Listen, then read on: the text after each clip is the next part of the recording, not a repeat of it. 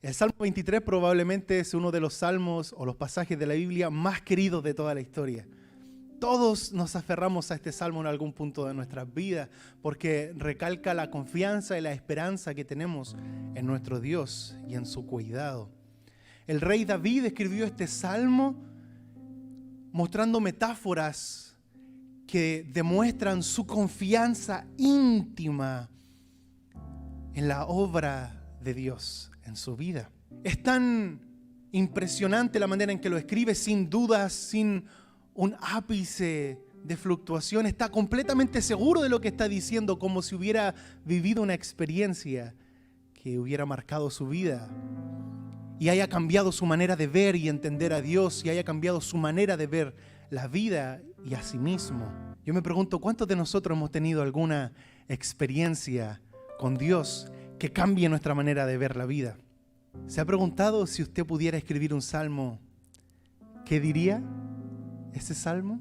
¿Hemos prestado atención a lo que Dios ha estado haciendo en nuestras vidas? David plasmó su experiencia en muchos salmos, y en este en particular 6 versículos, 14 versos en los que él plasma su experiencia y su relación con Dios. Él dice: Jehová es mi pastor. Pensemos un momento, estamos hablando del rey, hablando de Dios, como una oveja, hablando de un pastor. Déjenme repetírselo. Estamos hablando de un rey que habla de Dios, como si el rey fuera una oveja hablándole a un pastor. Esta metáfora no era muy común en esos tiempos. A Dios no se le compara con pastores. Se le compara con reyes, con reinos, con gloria, ¿cierto? Y David lo compara con un pastor. Ahí es importante que nosotros analicemos esto, porque hoy en día el pastorado está bien visto. Socialmente es una autoridad moral, es un puesto de autoridad, de liderazgo, ¿cierto? Nosotros honramos a nuestro pastor porque sabemos que es un puesto de honra. Amén. De hecho, en nuestras comunidades latinas, para muchas personas, ser pastor es la mayor aspiración a la que pueden llegar. Yo quiero ser pastor algún día, ¿cierto? Bueno, en tiempos antiguos era muy diferente. Nadie quería ser pastor, de hecho, porque el pastorado en la antigüedad era un trabajo de tercera o cuarta categoría. La labor pastoril era un trabajo duro, sucio, muy sufrido. Los pastores podían pasar semanas caminando con un rebaño buscando pasto, grama, buscando agua. Estamos hablando del Medio Oriente, no estamos hablando de las verdes praderas de Indiana, estamos hablando del desierto pedregoso del Medio Oriente. Estos pastores caminaban por semanas sin ducharse, por semanas sin llegar a casa a comer. Era un trabajo que nadie quería hacer. Soportaban temperaturas extremas de día y de noche y se arriesgaban al ataque de depredadores y lidiaban con el cuidado de cada una de las ovejitas. Algunos estudiosos dicen que en tiempos de Jesús los pastores eran tan mal mirados que tenían la fama de ser borrachos y ladrones, porque les pagaban poco y nunca estaban en casa. ¿No es hermoso que Dios haya enviado a los ángeles para darles la noticia de que había nacido el Mesías primero a ellos, a los más menospreciados de esa sociedad? En tiempos de David, trabajar en el área pastoril también era mal mirado. De hecho, las familias que tenían rebaños no ponían a sus familiares a trabajar con ellos. Le pagaban a extranjeros como mano de obra barata para que cuidara sus rebaños. Y solamente ponían a sus hijos cuando estos hijos eran demasiado pequeños para servir en el ejército o no tenían habilidades para otro trabajo. Eso es lo que le pasó a David.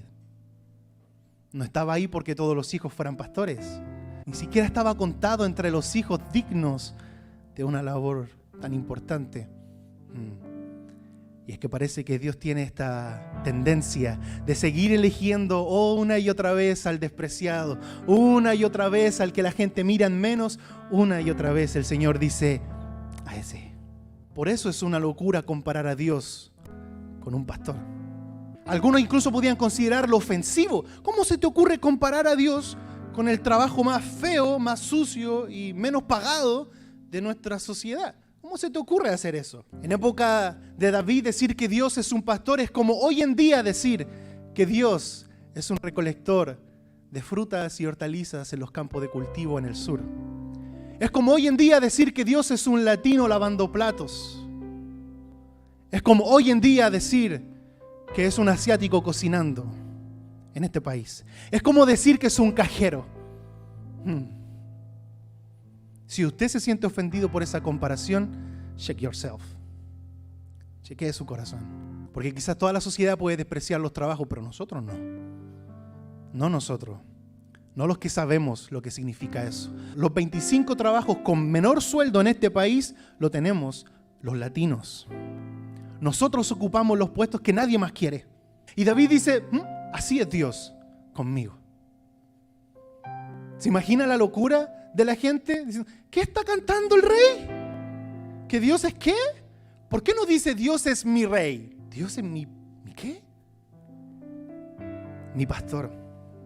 Que Dios tenga misericordia de aquellos que abusan de los trabajadores humildes. Y que Dios nos ayude a no perpetuar los abusos en nuestras sociedades. ¿Acaso no hay algún trabajo más elevado con el que podamos compararlo? ¿Saben lo que pasa? Es que David había sido pastor. Él sabía bien de qué se trataba ser pastor. Él sabía las noches sin poder dormir para cuidar de sus ovejas. Él sabía de las semanas caminando a pie. Él sabía del olor hediondo que tienen las ovejas. Él sabía lo difícil que era cuidar sus orejitas de las garrapatas. Él sabía lo que era tener que cuidarlos de depredadores. Él sabía el trabajo para mantener esa labor. Él sabía la dignidad de su trabajo. Desde el punto de vista de este rey, ese trabajo no era indigno, no era menos, para nada, porque lo había vivido. ¿Se imaginan algunos de nuestros gobernantes pudieran hacer eso? Si nuestros gobernadores, nuestros senadores, nuestros presidentes supieran lo que es trabajar en esos campos, supieran lo que es ser un essential worker, si ellos supieran cómo se trabaja en el área de salud pública en este país, quizás sería diferente. Bueno, David sabe. David sabe y compara a Dios con esa labor. Él sabía lo que costaba cuidar a ese rebaño, la paciencia que había que tener con las ovejitas porfiadas. Pastor, ánimo, Dios te ayude. El amor que tenía que poner en cada una de sus obras. Entonces David tiene todo el derecho de comparar a Dios con un pastor. Lo más loco de todo esto es que parece que Dios no está en desacuerdo. En ningún momento de la Biblia lo vemos diciendo, ¿cómo se atreven a compararme con un pastor? Al contrario, lo vemos hablando con Ezequiel, Isaías, Oseas, Miqueas, diciendo, yo soy el pastor de mi pueblo y ustedes son mi rebaño. Dios diciendo, sí, yo soy su pastor. Esto es loco. Nuestro Dios una y otra vez nos muestra que Él prefiere despojarse de gloria para estar cerca a nosotros. Con eso Dios no solamente declara que nos cuida como un pastor, no solamente nos muestra que Él es quien nos protege, quien nos guía, quien nos provee, sino que también nos dignifica. Que Dios diga, sí, yo soy ese trabajador mal pagado, sí, yo soy, dice Dios, ese trabajo que todos miran mal. Está ahí Dios dignificando al hombre, a la mujer, a los despreciados y despreciadas de este mundo. Dios entiende lo que tú haces. Dios conoce tu sufrimiento.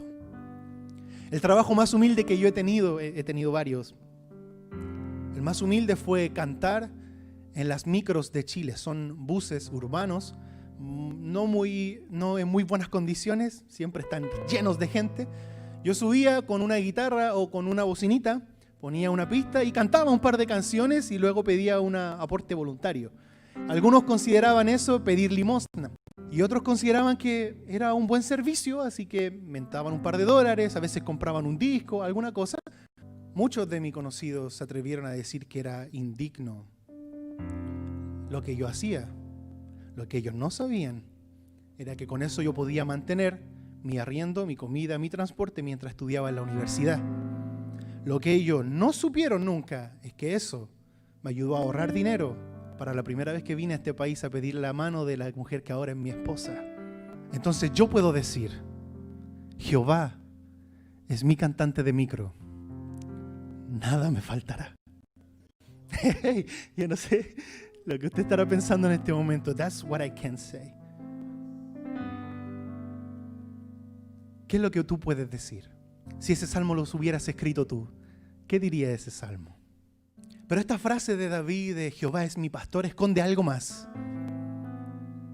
Porque decir que Dios es el pastor de David implica que David, ante Dios, no es el rey, ni la persona, ni tampoco es un pastor. ¿What? Es oveja. Decir que Dios es mi pastor implica decir que yo soy tu oveja, Señor. Soy una de tus ovejas. Un rey asumiendo un rol que muchos líderes quisieran que no existiera. Nuestros líderes quieren ser los grandes, quieren ser los, aquí mando yo. Sí. Miren al rey de esta nación. Dice, Él es mi pastor. Yo soy una ovejita de Él. Que el Señor nos ayude. Porque esta enseñanza no es solamente de David, es algo que se perpetúa alrededor de la Biblia. De hecho, Jesús enseña, dice, sean humildes. ¿Qué implica todo esto? La capacidad de reconocer que somos débiles, la capacidad de reconocer que tenemos necesidades, que no somos perfectos, que necesitamos dirección, que necesitamos que alguien nos ayude en nuestras situaciones. También entendemos que la importancia de decir yo soy oveja es dejar al lado el individualismo y el éxito personal por entender que no hay ovejas con corona, solo ovejas. No importa cuánto o cuán alto hayas llegado frente a Dios, somos todos iguales. Sí, tú eres especial, sí, tú eres único, eres irrepetible, pero nuestro valor ante nuestro Dios es el mismo. Que Dios sane nuestro corazón y nos cambie si hay algo y nos haga pensar distinto a eso. Pero el versículo no termina ahí. Dice, Jehová es mi pastor, nada me faltará. Puede respirar conmigo y luego decirlo otra vez. Respira. Nada me faltará. Porque a propósito de la necesidad, David tiene una convicción. Y es que por el hecho de que Dios está en control, entonces nada le faltará. Déjenme repetirlo. Por el hecho de que Dios está en control, no le faltará nada. No porque ahora es rey, no porque ahora tiene ejército, no porque ahora tiene el dinero, no porque ahora tiene el espacio, la gente, los voluntarios, los sirvientes, el espacio físico, no porque ahora es poderoso, sino porque Dios está en control. La pregunta es, ¿en quién está tu confianza? ¿Quién está en control de tu vida? Hay varias situaciones en las que este versículo es de bendición para nosotros. Aquellos que hemos vivido la pobreza extrema y hemos vivido la carencia material, el hambre, el frío, en momentos de debilidad y de necesidad hemos leído este texto bíblico. Jehová es mi pastor, nada me faltará. Y la emoción a veces inunda nuestros corazones con dos cosas al menos. Tristeza, porque vemos que nos falta algo. Y orar y leer esta palabra y sentir esa tristeza de Señor, tu palabra dice que tú eres mi pastor, que nada me faltará, pero algo me falta ahora. Y al mismo tiempo la palabra del Señor nos llena de otra emoción, esperanza. Esperanza de que esa palabra se cumplirá, quizás no hoy, pero quizás mañana, se cumplirá. Hey, déjeme que alguien tiene que escuchar esto hoy día. La palabra de Dios se cumplirá. Cuando dice que Dios proveerá, se cumplirá. Quizás no lo estás viendo ahora, pero se cumplirá. Si Dios dice que nada faltará, nada faltará. Sigue creyendo. Porque Jesús no vio a los hambrientos y les dijo, espérense a que vuelva.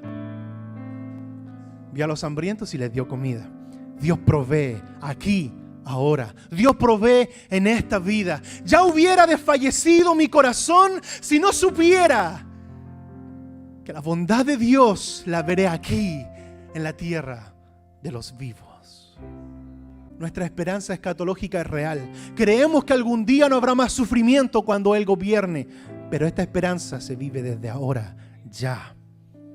A las necesidades de ahora hay esperanza y solución. Yo estuve en la extrema pobreza y yo ahora puedo decir que Dios proveyó.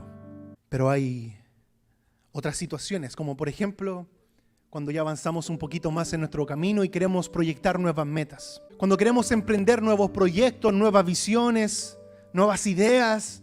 Queremos expandirnos, queremos crecer, intentar algo un poco loco. Y vienen las dudas y las preguntas a nuestro corazón. ¿Valdrá la pena arriesgarnos? ¿Alcanzarán los recursos que tengo? ¿Y si algo sale mal? Y entonces leemos, Jehová es mi pastor, ¿y qué? Nada me faltará. Entonces recobramos fuerzas, entonces recobramos ánimos, aliento, valentía, porque si el Señor proveyó en el pasado y está proveyendo ahora, ¿qué dice que no va a proveer en el futuro? Si hemos visto sus milagros con nuestras familias, ¿por qué temer al futuro? Los proyectos que vienen son grandes, nada nos faltará. Y llega un momento en el que hemos logrado tantas cosas y tenemos que reconocer que el Señor a muchos de nosotros nos ha bendecido. Yo, aparte de querer ver a mi familia, no me hace falta nada. Y miro hacia atrás con emoción cuando yo recordaba que me faltaban. Y ya no me falta.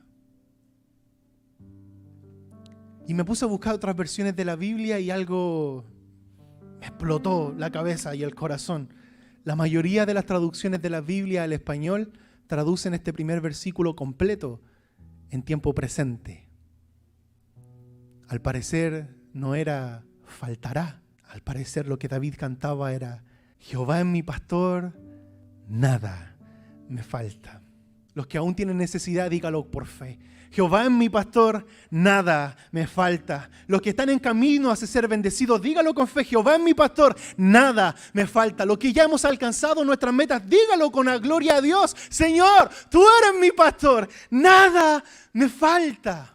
Pero David no se pone a enumerar sus riquezas ni sus logros. Solo dice, tú eres mi pastor. Quizás después de haber logrado todo, se dio cuenta que esos tesoros no eran su plenitud. Quizás se dio cuenta que todas sus esposas no eran su descanso. Quizás se dio cuenta que todo su poder no era lo que él realmente necesitaba, sino que solamente la compañía de Dios podía hacerlo pleno. Que el hecho de saber que Dios caminaba a su lado era lo que realmente necesitaba en su vida. Mi pregunta es para ti hoy. ¿Dónde estás buscando tu plenitud? Porque te aseguro que hay mucha gente con necesidades físicas que son más plenos y completos que muchos de los que tenemos materiales. La compañía del Señor vale mucho más que cualquier riqueza en este mundo. Sin embargo, las necesidades físicas tenemos que saber que Dios sí también quiere proveer. Quiero hacerles una invitación y con esto terminamos hoy. Quiero hacerles una invitación muy seria. Que se detengan un momento y que pongan atención como nunca antes habían puesto atención en sus propias vidas. Mire su historia. Le invito a que vea, a que sienta, a que escuche cómo y dónde Dios está en su vida. Sienta en su compañía. El descanso y la seguridad que necesitan hoy está disponible en Él. Su dirección, su providencia son promesas para aquellos que le pertenecemos. Nosotros somos su pueblo y Dios es quien nos guía, quien nos provee y quien nos protege. No temerá nuestro corazón, le seguiremos donde nos diga. Descansaremos cuando Él nos diga y Él proveerá. Le invito a que hagamos una oración.